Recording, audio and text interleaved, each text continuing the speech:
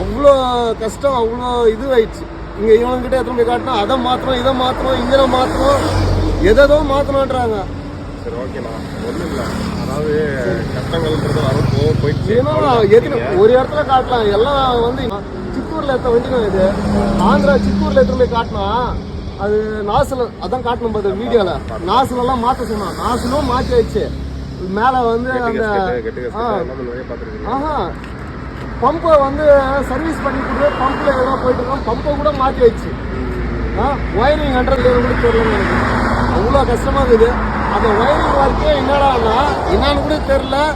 DA கொடுத்து நான் காசு செலவு பண்ணேன். அதனால தானே போனால் கூட போதும், வண்டி என்ன கூட நிற்குது சீசன் டைமில் ஏன் நிற்கிட்டோம்.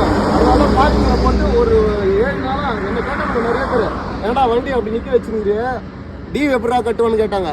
டியூ கட்டிட்டு போகுது, சும்மா பொய்யா தான் போய் நிற்குது. அப்படியே நிற்கிட்டோம், பரவாயில்ல, அவங்க வர வரையும் நான் வண்டி எடுக்க மாட்டேன்னு தாங்க இன்னைக்கு வந்து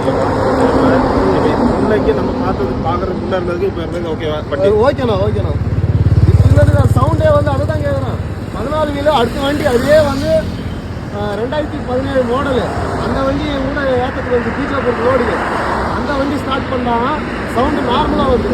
இதை ஸ்டார்ட் பண்ணால் கேட்குது. அவர் பிரகாசம் தான் கேட்டான், இல்லைனா உங்கள் வண்டி சவுண்டு இருக்குது, என் வண்டி சவுண்டு இருக்குதுன்னா அது இன்ஜின் வேலை எல்லாம் செய்ய வேண்டியது இருக்குண்டா அப்படின்றாரு.